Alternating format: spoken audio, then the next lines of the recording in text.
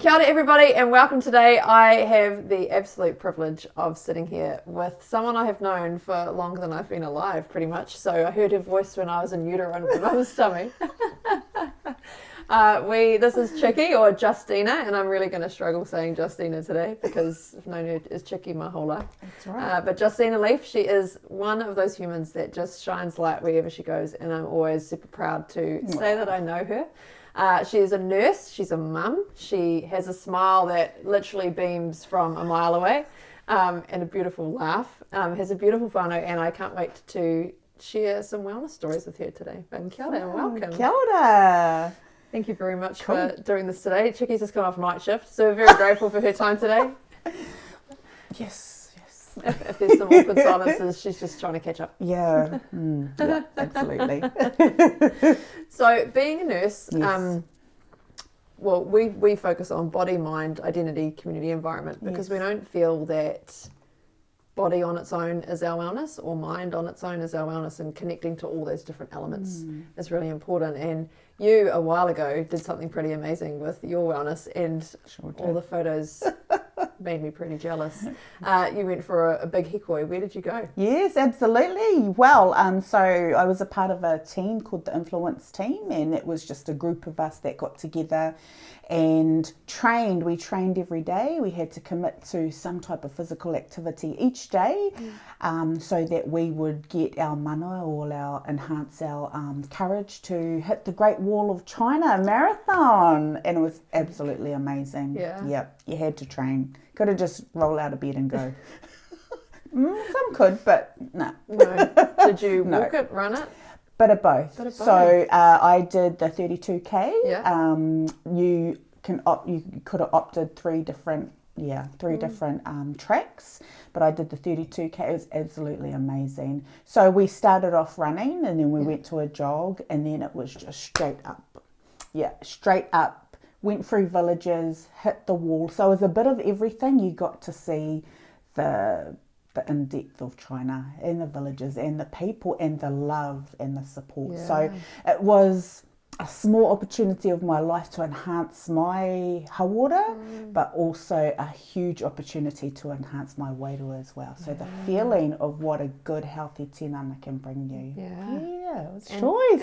And what motivated you to do it? Absolutely. What was your driver to go? Well, it wasn't these guys. Yeah, I was joining these guys, and it wasn't the fact that I was going to go to China. Actually, China was kind of the end goal. It was the fact that there was an enlightenment of other Māori and Pacific people that were saying, hey, I'm struggling too. Should we just give this a go? So together we just merged our synergies, and we're able to train every day, hit the hucks. I used to hit the hucks 5 days a week.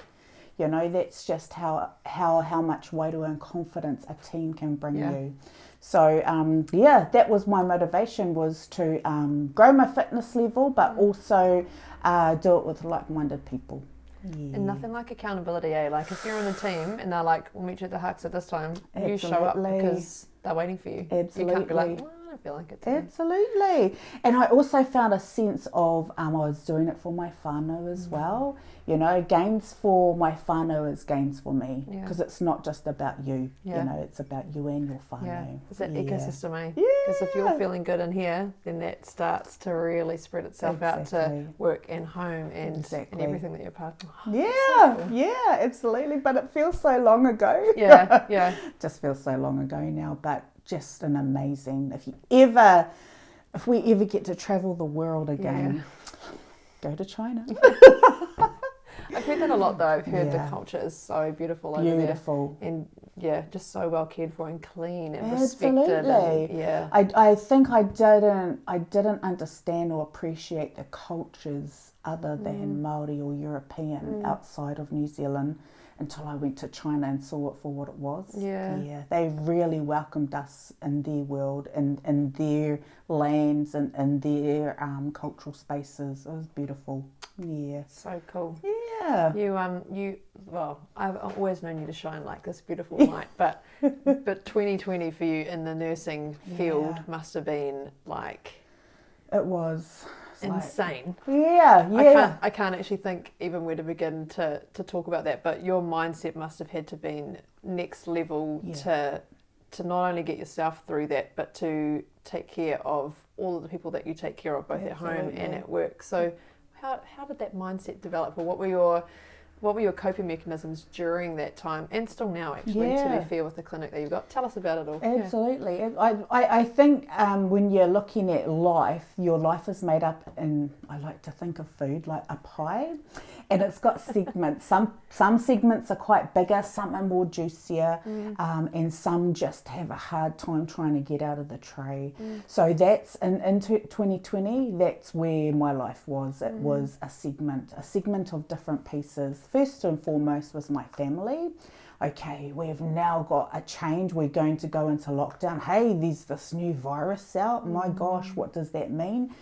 Education, a lot of people don't even know what a virus is, let alone a new coronavirus, and then breaking it down into Māori as well, because a lot of the target that I was around, or people, understood te reo Māori, so they're like, what's a virus, what's a coronavirus, and how do we translate that? And saying, hey, it's going to be okay, So 2020 definitely was a space where all of us, there was no context for it. Even the ministry, even our government were, doing the best that they could. But when you're down on grassroots level, you've got so much more to consider. One, your family. Second, yourself. But when that's yourself, you're selfless at that time. When you're in a position of influence or ability, you put yourself out there. So my life last year consisted of my whānau locking down, yet again making sure that the family was fine, everybody had kai, and everybody understood where support was if they needed it. My second identity was education. What does this COVID mean, or what does this mean for our family? If we were to get it, what would the plans be? So it was breaking down information, but also making sure that our marae and our people taking out hygiene packs, because we had a hygiene pack in this community, kai packs going out, so making sure they understood the risk as well. And then being a COVID swabber as well, and saying, hey whānau, if you think you've been exposed, here's another element. So it was a lot of mind boggle. It was a lot of clinical check-in. It was making sure that we're safe first and foremost. What does that even look like? But it's also communicating with my partner, and how he's feeling, because, here we are ready to save the world, and yet our home fires needed to be taken care of first. So, a lot of different toing and throwing, things that we can never be ready for. But the power of people is what got us through. Communicating, talking, supporting, loving, posting, the power of social media. That's true. There were so many different elements we were able to support each other without there, there was no rest for me or any of my nursing friends. We were primary health nurses and then became swabbers and, vaccinators and educators. So our network ourselves, we had to make sure that we were safe and supported. So very crazy year, as we all would have seen, but for professionals it was how could you continue your normality, still hold a healthy holistic space and reassure people at the same time, So you just had to find the positives. You just had to listen to and trust our government as well, because they went hard and they went fast. And look at us today. We're able to come into each other's homes and do little interviews and, have a cup of tea. Have a cup of tea. I take my hat off to what you guys have done, because I would have been terrified going out day after day. And it's that control your controllable stuff. Like, absolutely. I could be in my home and my kids didn't go anywhere. You know, we really could control our bubble. You Absolutely. could only control what you could control. You know, like you're out there hoping that everyone else is doing the right things as well, and when they're coming into your clinics, or you know, model of trust. Yeah, it came down to a model of trust. When I was out swabbing, my process was get the hose on me before I get inside, and then you know, so we had a process in our house as well, and so holds me down.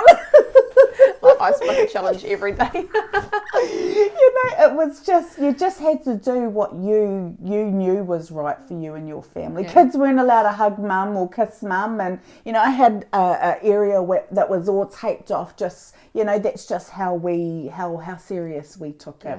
It wasn't we just went out and swabbed and then came home. We made sure we were safe because we were coming back to our whānau, but then locking our family down as well. So they also were a part of your responsibility about making sure that you're safe as well. So they weren't allowed to go out, they weren't allowed to do anything, even when we did go up a level to level 2. Which was hard for them, but they understood what goes with mum is them as well.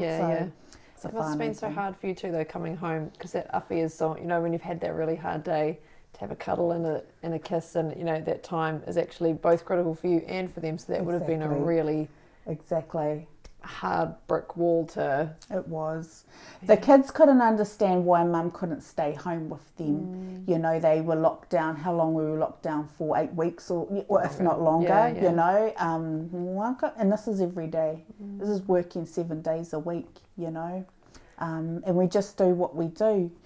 But they just couldn't work out how come mum just can't chill with us as well. The workforce was out there. We were just in there making sure our people were all right. So we had a holiday afterwards, but I think it was like after Christmas. But did you really get a holiday afterwards?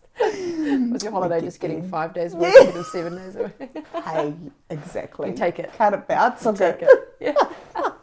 Well, honestly though, I don't think, like, we all, like overseas they did the tooting for the nurses and, you know, stuff, and they were coming out of the hospitals, or yelling from their windows thanking them. But honestly, in next year, hopefully the next year when things really settle, I really think there should be something for all those frontline workers. And that's not just nurses, it was our rubbish truck drivers and all those people who are supermarket people who are out every single day because we couldn't have functioned or been safe without them. Exactly. It should be like a, I don't know, nationwide parade of all these amazing people that had our backs, even though we didn't probably realise at the time, and things just happened, rubbish got taken, you know, the risk they were putting themselves in picking up our rubbish every day. Did we do the right things taking care of them? That's right. Again, that's right. We'll never know. Well, you know, good on Christmas and Easter, we'll just take the holidays. It's, you know, let's give back now. Get that bit out. It's not even true. I'm going to try and jack up this parade now. You watch. You're like, Chickee, you're at the front. You wave that flag like the Olympic ceremony we're in. Oh, you know, it's just what we do. You know, we get into positions like this. You know, if I had said, hey, Darren, you want to be a swabber? I'm sure you would have said, I'm there. I got you. You know what? No, she says no. But you know, I would have had your back in any other way. What do you need? Food. Watch the kids. I got the rest. Exactly. People are born for these different things, and in an emergency situation, I mean, I've had a woman die at the netball courts on my sports mind to watch. I've been at a trail ride where a guy came off his motorbike and got crushed and had everything was jelly from hip down, and I had to keep him alive and keep him safe and well and get him out of a situation. So in those moments, absolutely fine. But if a known virus could present itself to me, I'm like, bubble status. Go in there. Yeah. In emergencies, I'm fine. It's the after stuff where I'm like, whoa. But in virus times, I know I couldn't have been a nurse. Yeah. Because you are selfless humans. No. Which I love, and I'm very, very grateful for, genuinely. My children have been needed help. I hear you. Yeah. Oh, right. Identity. Yes. Now, like I said before, I've known Chickee literally my whole life. And I was at your 21st at your grandparents' home or your home. How many years ago? Just a few.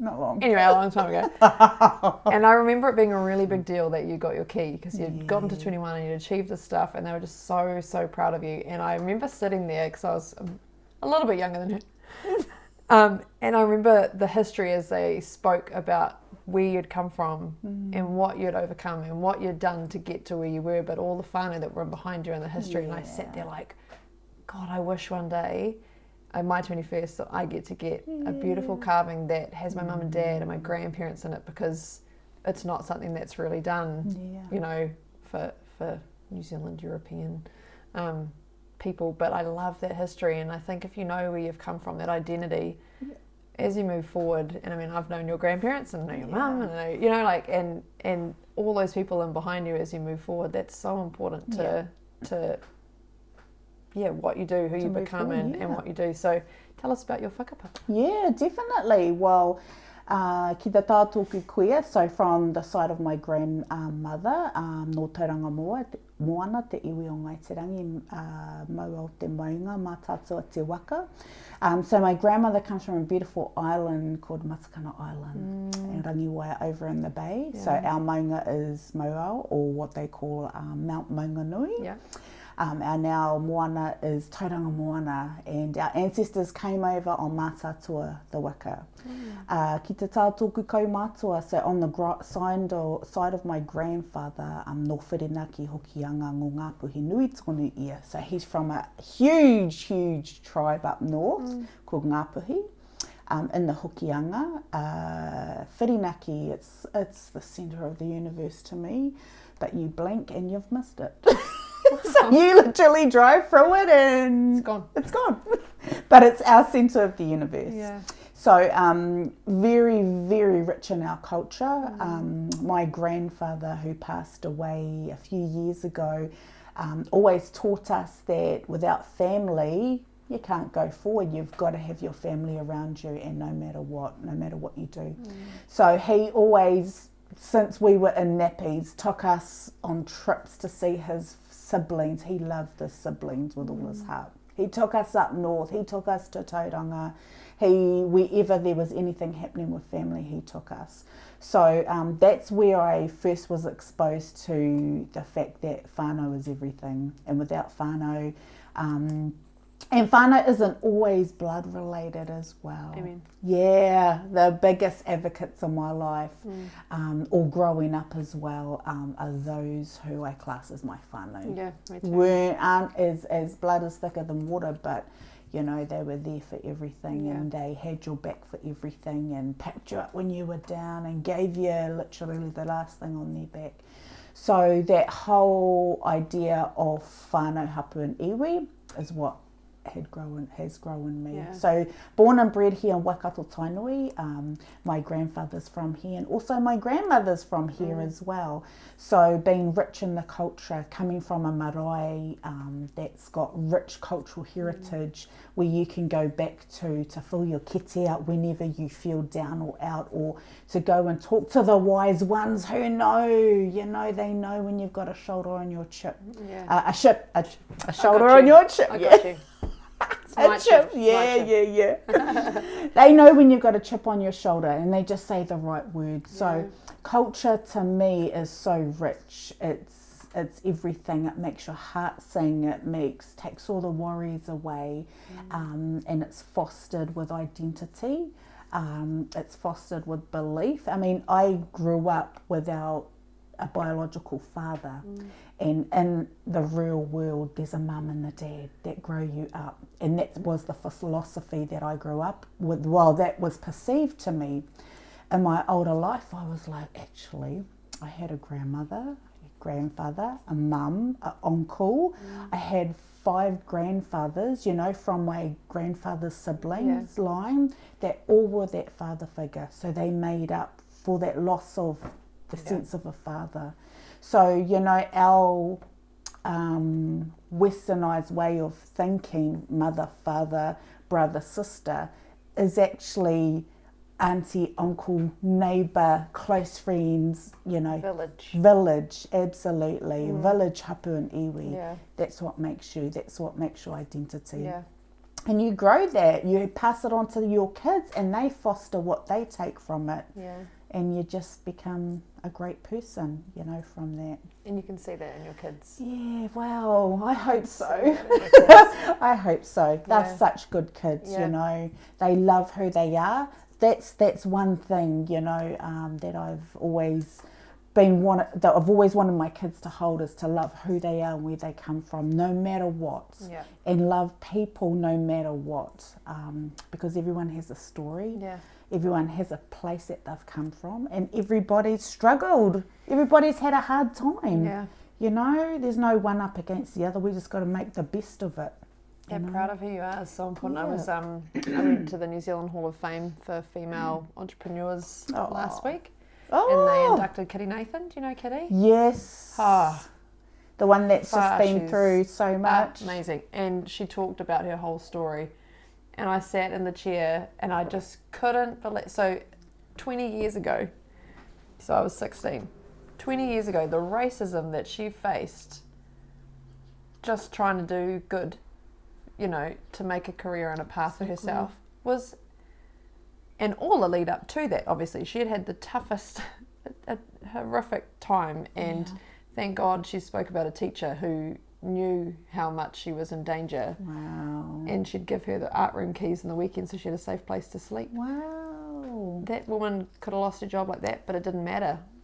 That's She right. saw someone who deserved care and love, and everybody deserves that. But this 20 years ago, I couldn't believe it was. She'd gotten into the store for the first time, and so there was a big celebration. Yes, people have picked up my clothes, because she designs clothes, you know.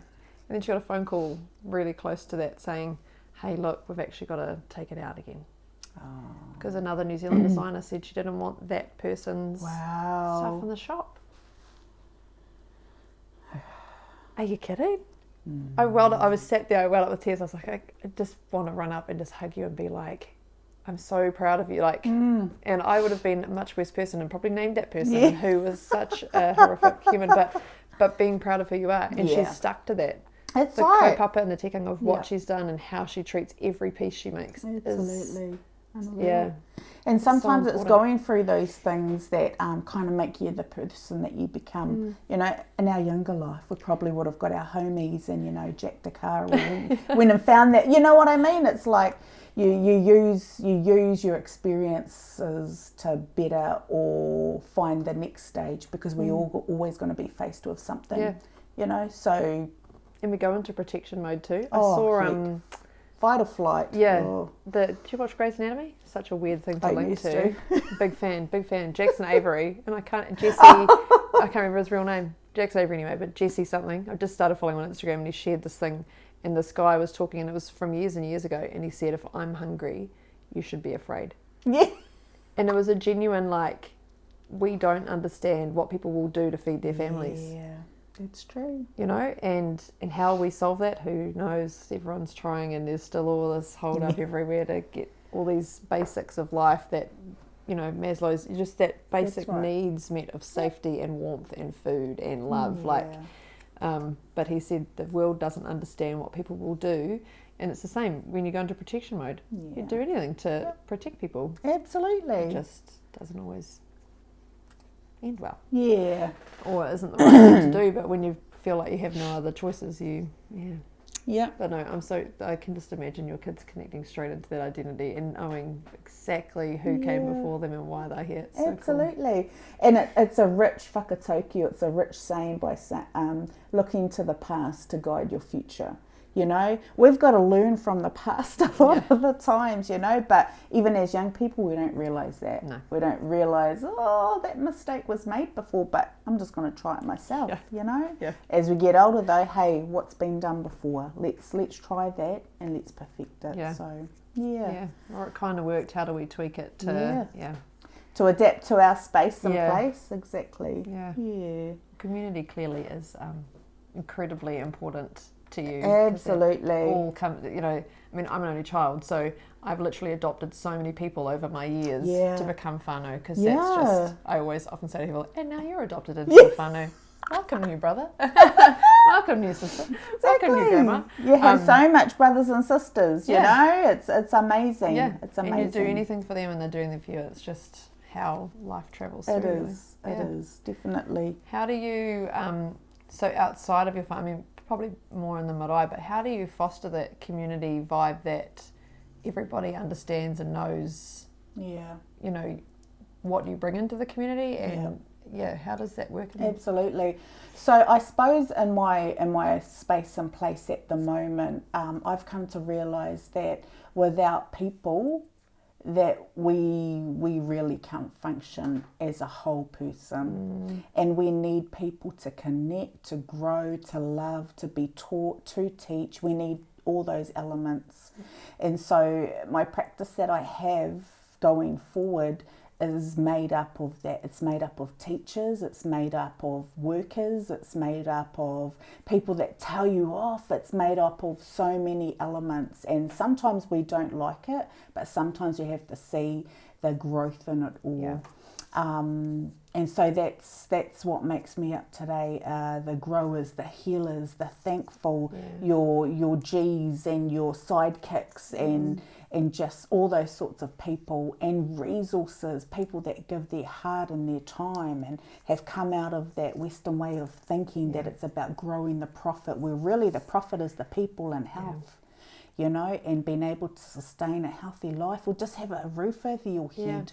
And so it's building up my empire, I call it an empire, so it's building up my network of all those people who can help foster that growth for other people, because I've been there. I've felt what it's like to have no food, to have no mum and dad at times, you know. I've felt all of that, to have no power or fresh clothes or somebody to cry on. I think we all may have been there. And so, and you never ever want to, that's the lowest that you can go, and you never ever want to go back there.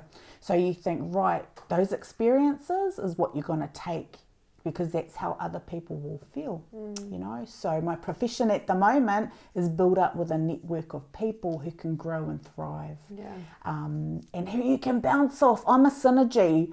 If there's no way to it in the room or nothing to bounce off, man, I'm just like, okay, let's play a game. Let's do something to grow this synergy, you know. So I've got to bounce off something, even if it's food, even if it's a game, even if it's karakia, you know. I've got to bounce off something that can grow what we're here to do. There's a lady called Brené Brown, if you've ever heard of her. She's like very famous in America, but she talks about vulnerability and she talks about fear and I read her book recently, Dare to Lead. I thoroughly recommend it to anybody. But she talks about values and our value system.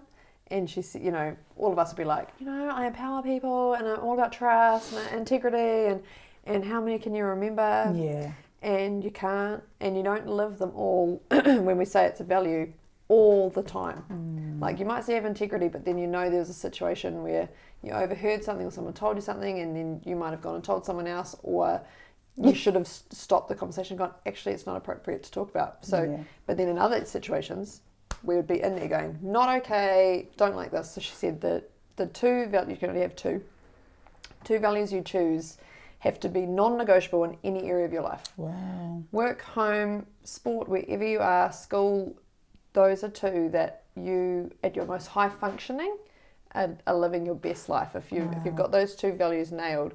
And so I said to my husband, I was like, what do you reckon I am? Just, you know, and he was like, integrity and caring. And I was like, nah.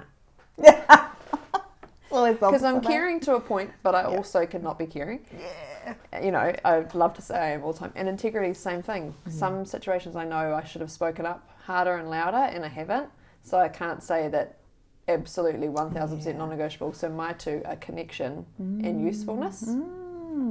Because if I don't connect to people, what are you? It's right. Not. Yeah, it doesn't. Yeah. So wherever I am and whoever I'm talking to, I will work. You know, whether they're the driest person ever and they're disinterested in me completely, I will work my way until I can find something that they go, oh yeah, and I'm like, finally, here we go. Like I've got something that we can connect on. Whether that's the pie that's sitting in front of us, you know, or whatever it is, but finding something that you connect to someone with, because once you do that, their soul comes open, and they all of a sudden this wall comes down, and what they probably said no to before, actually they'll probably rethink and go, oh, do you know what, I actually do, you know what.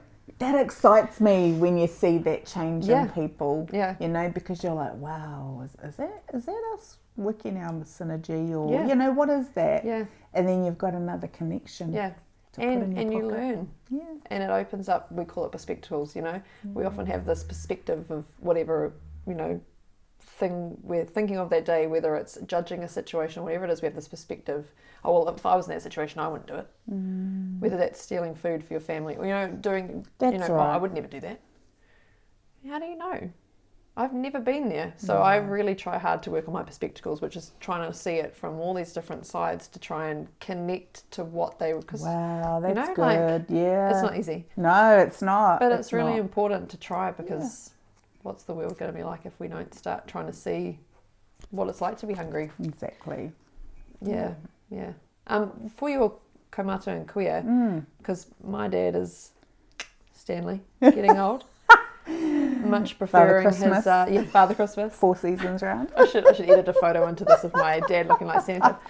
Since COVID, he's never shaved or cut his hair since. I love that. There's the change. But he used to go to the RSA, and that used to be his community and his place, and he doesn't go there anymore because there was a bit of an incident with someone who had a turn, and no one knew what to do with him, and no one was first aid trained, and he really got thrown by that and went back, but it didn't feel good, and now he sort of doesn't have that community and that connection. And I wonder, like, what do you, because you obviously work with a lot of kaumātua and queer, how do you keep them connected into those communities so that they don't become sort of isolated, and that they've got those people to work with but talk to? And Absolutely. Kaumātua are very, very particular. You know, they're got a wealth of knowledge and been through so much in their life. They've gotten to a point where they've started to be that 5-year-old again, you know. So like every 5-year-old, you engage them, you love them, you cherish them, you remind them how much they're cherished and they're amazing. But you also reward them. You know, you reward them with love, with grandchildren. You reward them with taking them out and just reminding them how their place and space is valued in our society. And you re-invite them to spaces where they used to once love. You know, my nan, before she died, but, you know, took where their dementia took full effect, we used to go driving around Frankton, go to the Carlton, the good old Carlton, where we got all the fish and chips and played spaceys, you know, and it's reintroducing her back to those spaces where she thrived as a person who was living, breathing, or a person that looked after us when we were kids. And it's reminding them of their place and space in this world, because they get old and think, well, I won't say they get old, but they get to a point where they think, oh, am I still needed here? Do you still... Of course you are. You have my children tonight, or you come with us out to dinner, or let's remind you on your birthday how much loved you are, or let's give you a phone call. So to anyone that has grandparents, elderly parents, or parents who...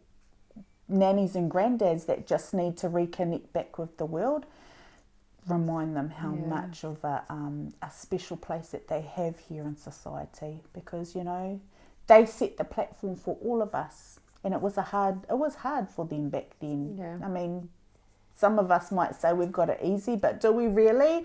Compared to back then, it's very different. It is very different. So. I was watching something the other day, and they were talking about how their grandfather had gone to war, and, you know, and I'm like, we never... I mean, you guys technically have gone to war every day with COVID. You know, like it's a different, and it's a force you don't know where it's coming from, how it's coming in, what it's going to do. But we'll never understand what that's like to say goodbye to your dad and not know if he's... Be balloted, be identified through a ballot, you know. My grandfather used to tell us a lot of stories about up north, because up north was where you know, a lot of the British came over on the boats and filled the lands up first, you know. So he told us a lot of stories of his siblings being split, going to, mind blank. What am I talking about? War. Okay. So he talked a lot about how his siblings were split, and in the ballot, how they would come around and pull names out of a ballot. And if your name was pulled out of a ballot, you had to go to war. You were going within a few days. And if you didn't, your lands would be taken off you. Your family would be hit with a hefty fine, and you were just made to feel really, you know, out of place. So it was very very horrible, I must say. Even, I mean, Dad was in the army, but he never. He was after that. But from 7 years old, they were taught military training at school. Wow, getting them That's ready, insane. You know, there was God Tomananui, but you know, like that would have happened all across the country. That was part of their upbringing, was get ready for war. Yeah. And if this happens, you know, kids are going. You know, we all hands on deck. You need to be prepared and ready, and just crazy. Yeah. Crazy what they and for Dad, like, they were on a farm, so he was up doing the horses and sheep and everything else from like 7 years old up till 10 o'clock at night, doing that, and then being at school, working in the morning, then going to school. You know, our kids will never understand. I'll never understand. Walking to school in bare feet. You know, like, no, but it's true, like that work ethic. Yeah. Very different. So that's that silent generation. I've done quite a lot of research on these generations things, but they believe that once they come to retirement, I'm done. Because I've literally worked every single hour of the day my whole life, and now I get to sit. Absolutely. And be. Is your dad on a body clock? Does he still get up early hours? Yeah, he makes my mum, since I'm 36, when she was pregnant with me, used to get really sick in the morning. Yeah. So Dad would get up, make her a cup of tea and 2 super wines. Oh. You know? With butter? No, just that's your afternoon treat. Right. But it's not in the morning. But Dad will get up, and still to this day gets up, 6 o'clock, goes and makes her a cup of tea, 2 biscuits. So 36 years later, he still does that same thing for her that he's always done. But because he used to, you know, get up at the crack of dawn, same with Lucky, but you know, that was life. It was life. Yeah, and he still goes to bed super early. Yeah, if I turned up, like I turned up there last night because I had to pick up some stuff, and I think I got there, let's say 8:30. He was up. I was like, whoa, having a bit of a party night tonight, are we? It's not normal. Yeah. Thank you. We talk about environment a lot, but environment being not just home or work or sustainably living, but also the environment you create around yourself. You know, we can create a really toxic one where we love gossip and we try and find out stuff about people, and we can create a really kind one where people know that it's a safe place, and you well and truly create a place that is safe around you and welcoming and understanding to anything I think that would come across your path. You would find a way to understand what was going on. How on earth, and I mean, we know because you've connected right back into that identity, that's how you've grown up being, and I've known you like that forever. It's not a recent change in you, but what would be some tips you'd give to someone to try and create that environment around themselves, I guess, to create that safe and kind place that others feel comfortable? It's really hard, I suppose, to put it into words, you know, because to me it comes down to what kind of person you want to give to others and receive. I'm a firm believer that what you give, or what you project, you get back as well. Maybe not always, but, you know, if you give love out, love will come back.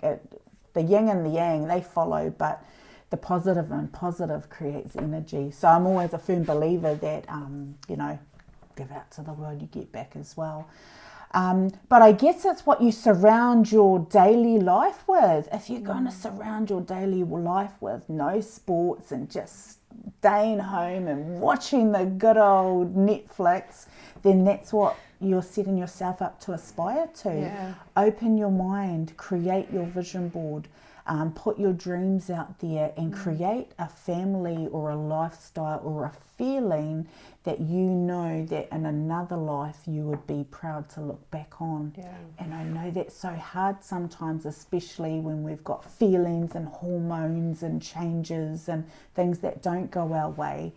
But if there's anything that I can look back on right now, is that every darn thing that happens in life happens for a reason.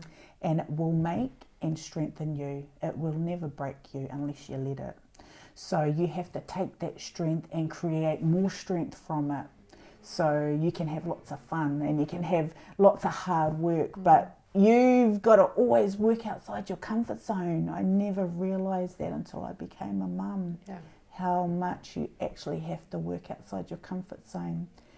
And it's cool because your comfort zone gets bigger, you know, and you can inspire and you can develop and you can create so much change and potential in your projects and your people, at your marae, and whatever you put your mind to, if you have that mentality. So environment is what you make of it, but if you set out to have a choice environment, you go hard, you create it. But it's the experiences. I'm a firm believer also of opportunities. You know, we were brought up on good hard work ethic and love and support for each other.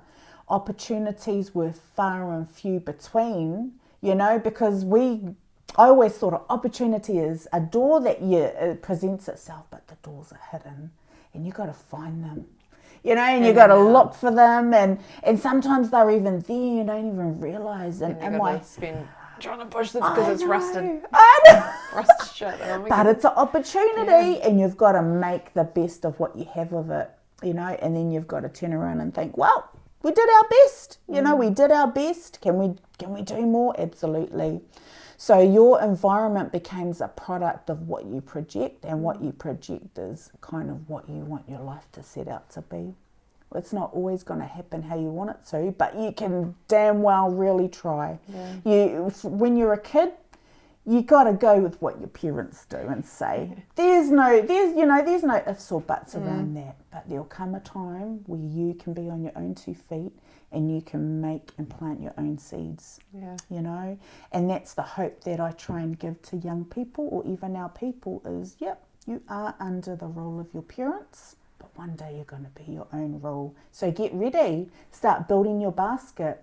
And when you talk about, I could never do sexual health at high school, those little seeds that we think we young people aren't listening, they're listening, and they're going to grow those seeds, you know. I've dealt with a lot of young people who I see in the street today, and they're like, I remember when you taught me this, and, you know, I remember it today. That's where it's at. They're growing those small seeds and growing them into bigger trees. So true. Yeah.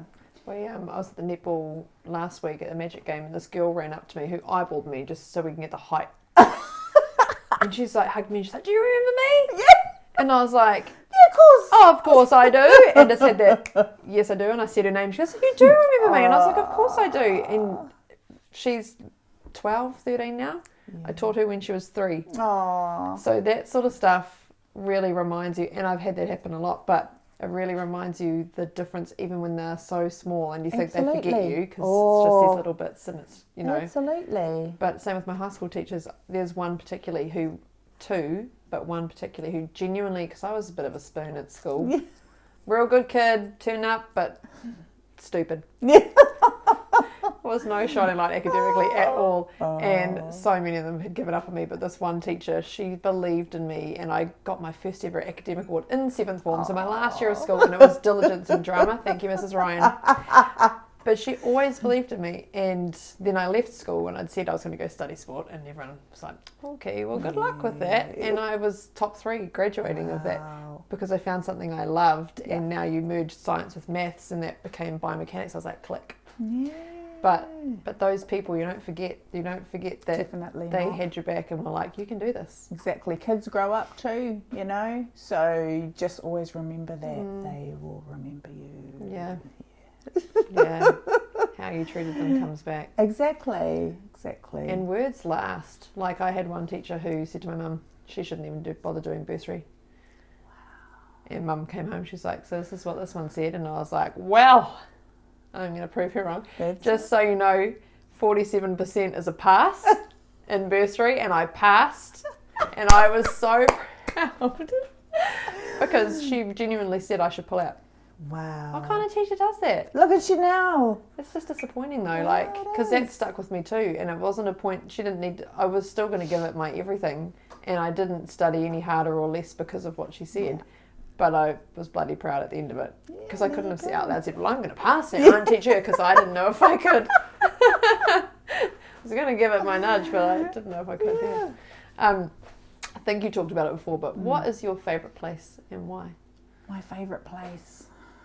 It's gonna be kind of weird, but my favourite place is, it's got like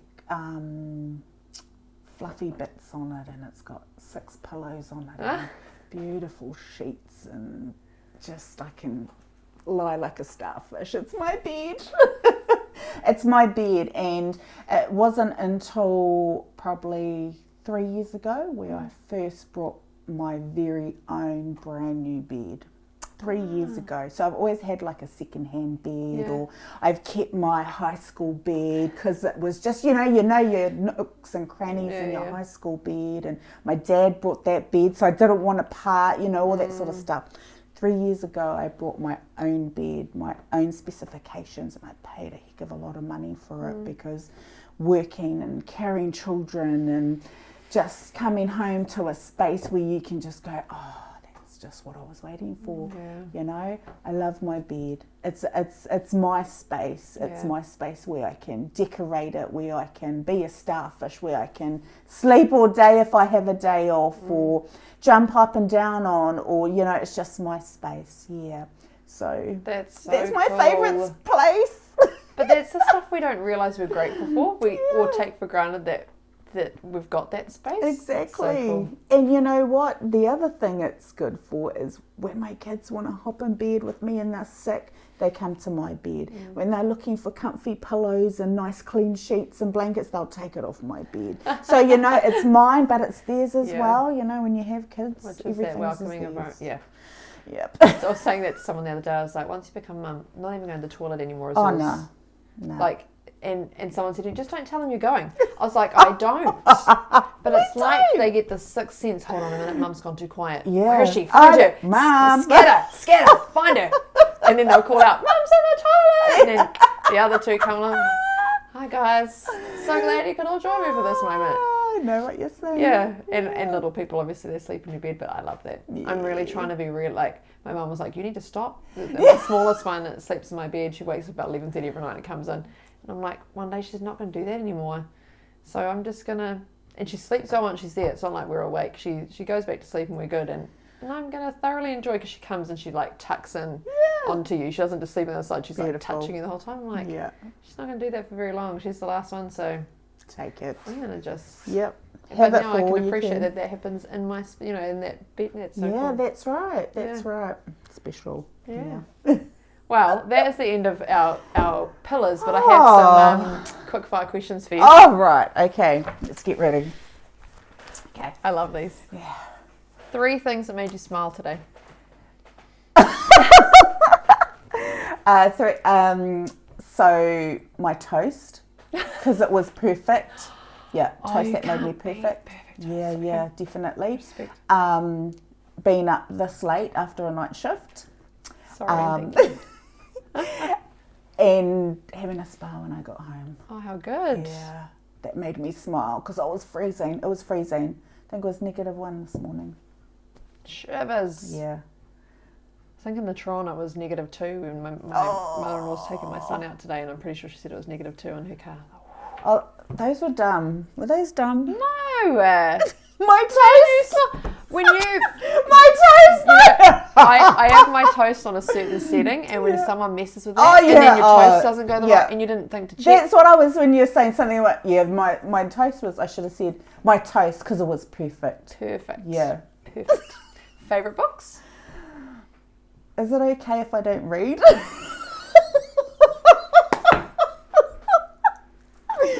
Like I just don't have time to sit down and can I say, like, is the Twilight still in this generation? Oh, yeah.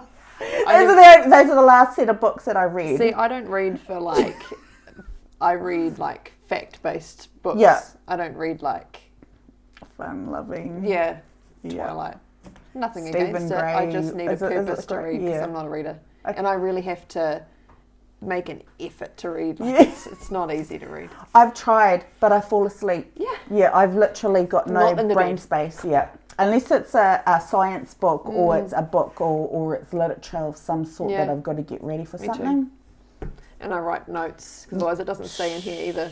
So I've got to be like, oh, that's a good point. Better write that down. Yeah. Because if someone said, "What did that one?" I don't know. Shit. Nothing. That's what I would have said, Darren. Rifle Range Road. Yes, that's right. Maybe reading wasn't our thing. And Yeah. 3 favourite smells. Fresh sheets. You know, when you've washed something and it's like, oh, that smells really good because it's fresh. Yep. Chlorine. Oh yeah. Weird, very weird. It's such a like nice thing chlorine. to say. Yeah, it's like Clean. chlorine bleach. Yeah. Yeah. And this might be really I love the smell of cigarette. It's weird. I don't You don't smoke. smoke, yeah. I don't smoke, but cigarettes like who smoke? I can sniff a smoker out from any Frisbee for a smoke. No. Okay, I can smell it. Yeah, but I love the smell. Probably drum. You know, is it Port Royal? I've no idea. Yeah. Well, Never touched a swing in my life. Oh. Other than to break them when people would try and make me have them. I'd be like, finally give it to me. oh man, I wasn't popular for shit, we used I'm to like, do you know how roll. much that costs? Yeah. Oh, don't give it to me. Yeah. But it's weird. Love the smell of cigarettes. Just not a smoker. Yep. Weird. Oh, you're priceless. What makes you laugh? What makes me laugh? What makes me laugh? God, Darren. One of the only people in the world still call me Darren. Yeah, sorry.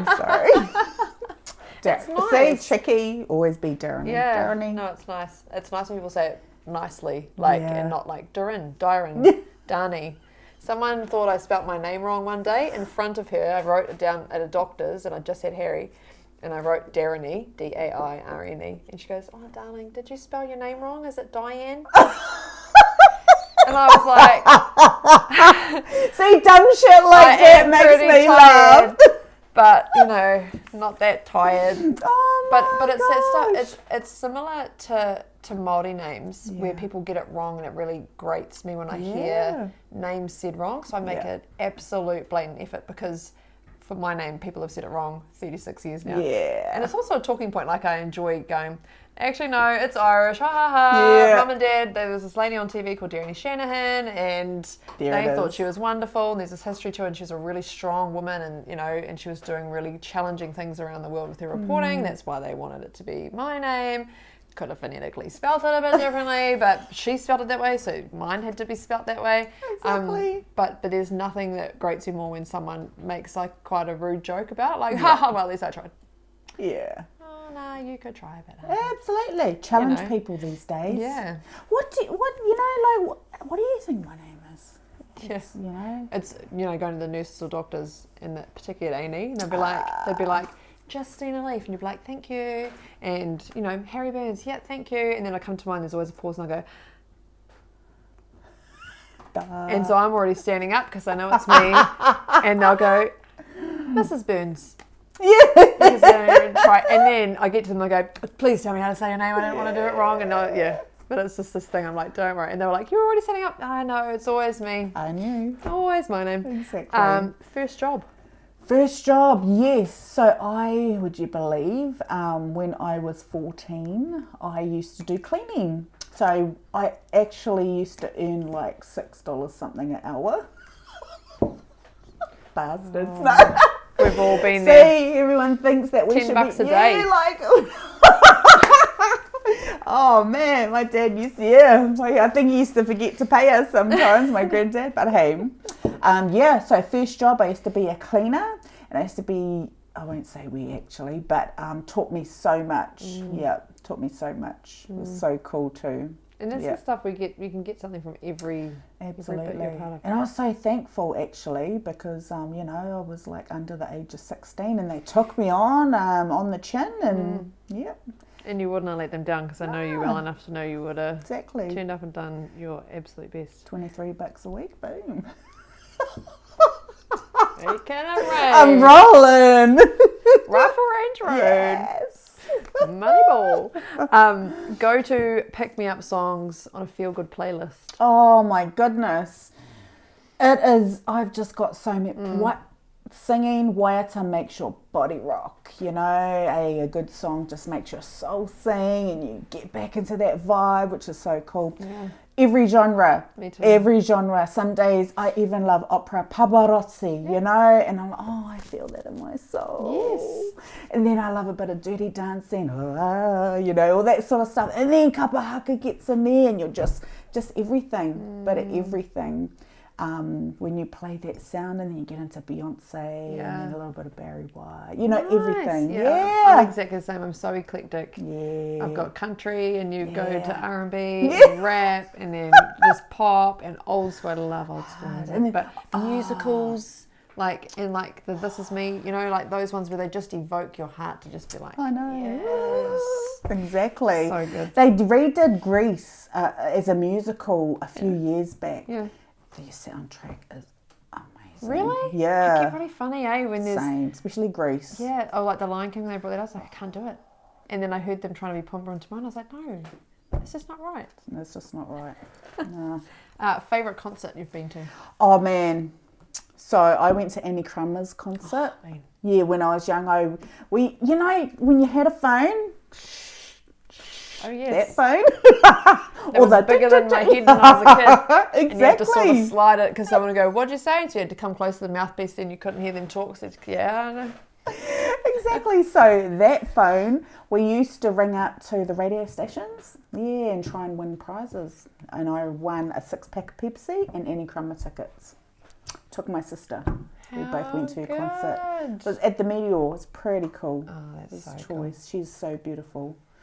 Yeah, she's still going. Yeah, she is still going well too. Yeah. Any hobbies you have? Hobbies. Other than making bed angels. Yeah, bed angels. Absolutely. I love doing art. If I'm in my prime space, art, paints, getting into it, putting collages together. I used to, before I had kids, have an after craft room. Yep, absolutely. Anything that was on special at the warehouse and it was art, I brought it. They had a pig sticker, I brought it. So that's another hobby, is buying bargains. Isn't it all of our hobbies? Oh, it's on special. Yeah. Oh, we just need 3 of those. It's on special. I've had to do the do you need it? Like I really have to have the internal talk, walk away, come back if you need it. Crazy. We got to a point, well, I got to a point where I just had 3 boxes full of special things. You know, so when there was a birthday, we just go to the special box. I totally have that. Exactly. Yeah, you go to a gift cupboard. Exactly. But I'm my mother's daughter. Like she is a bargain hunter. She will smell a sale. Now we've got some, like in our team, there's one guy who always talks about the different specials he finds at Pack and Save. So mum's warm to that now. So she's like, she'll ring me. Can you let Corey know that at Pack and Save, Oreos are only 95 cents. Saving 5 cents. Okay, Mum, I'll let him know. And she needs to create a Facebook page. And a good pork sale, boom, Corey. You know, like, but that's how I've been brought up to you. Like, you don't buy clothes full price. And then when someone goes, I like your juice, you go, 70% off. Yeah, that's right. Never full price. Yeah. All my shoes, never when full Chris price. first met me, he was like, you don't have to tell me that it was on sale all the time. I'm proud of that fact. Like, I work hard to get that deal. All right.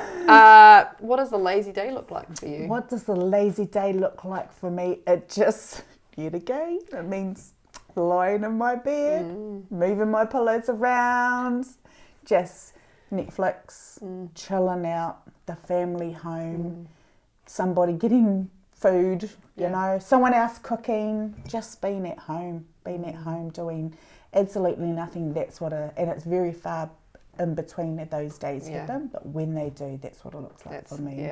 Yeah. It's when you don't have anything else on.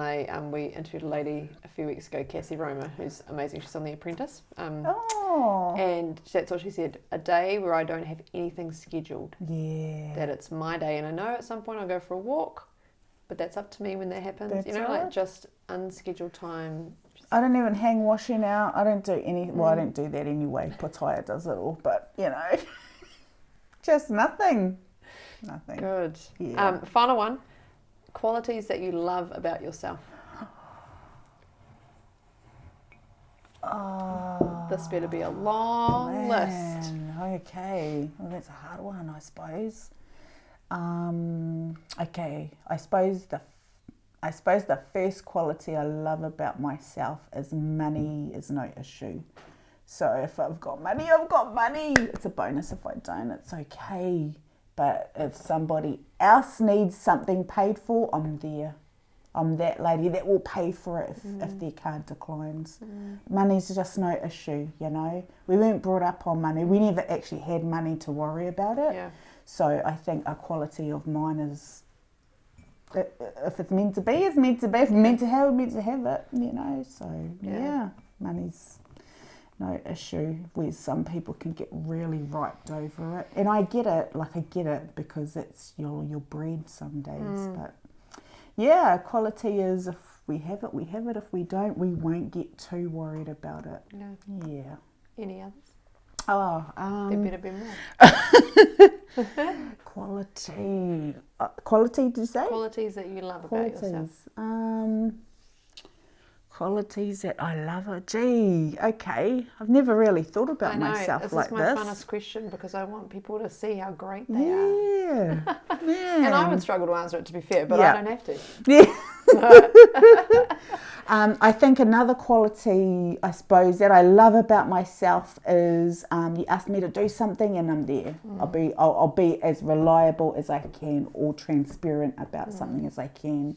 You know, some people would give the old scene or beat around the bush, but it's like, actually I can't do it. Or yes, no, I'm there, I'll help or whatever. If I can help, I will. Yeah. You know, so we're here to help or be a part of everyone else's journey.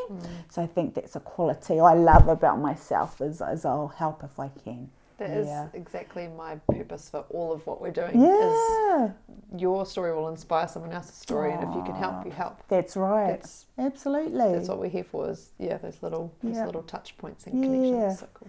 Exactly. So you better also add to your list that you love yourself because you are kind. Oh yeah. And you're warm. Oh yeah. I'm actually cold today. Me too. Yeah, I have my days where I'm a dragon or I'm hard, you know. And like when you say, you know, how you and your partner talk, sometimes I don't feel warm, sometimes I don't feel kind, but I come across like that. Yeah. You know, it's quite weird how we perceive ourselves or what other people see us as. Yeah. And that's what you said earlier about hormones and stuff. Some days you don't know why you're in this shitty liver and you're like, just everything, you're like, rah, rah, rah. And then you're like, whoa. Yeah. I need to just take a walk. Yeah, like, yeah. Because you know it's not you, but you're like, I don't understand what on earth has triggered this one. Yeah. That's why I don't want to be a manager. So you don't have those Full corporate circle. roles. Exactly. Yeah. You love it. And there's some power tripping days. Yeah, a power trip. But, you know, it's people being on grassroots is what I love. I think that's a quality of mine. Is you can still 100% be advising and doing your grassroots. You know, like going on a board for an advisory board to affect that change and do your doing. Of course. Absolutely. Right. Well, thank you very much for joining us today. This is the amazing, again, Chickee or Justeena Leaf, who, like I said, I have known for a very long time, and I'm grateful that I will know her for some time to come. And I'm really grateful that I also know your whānau and got to see you grow up, I guess, and got to see everybody in your whānau grow up. But I hope you take some stuff away from this today, because there's lots of amazing tidbits in there around body and mind and identity and community environment. There's not one that didn't have takeaways to try and to learn from. So enjoy it. If you have any questions, let us know. Chickee is a nurse as well, so we're not giving away health advice, but if you've got questions about what she said today, I'm almost positive that if we flick them to her, she would answer them for us. Absolutely. About anything she's talked about. So yeah, let us know. But thank you so much. Cool. It's been amazing. Kia Thank ora. you. Kia ora.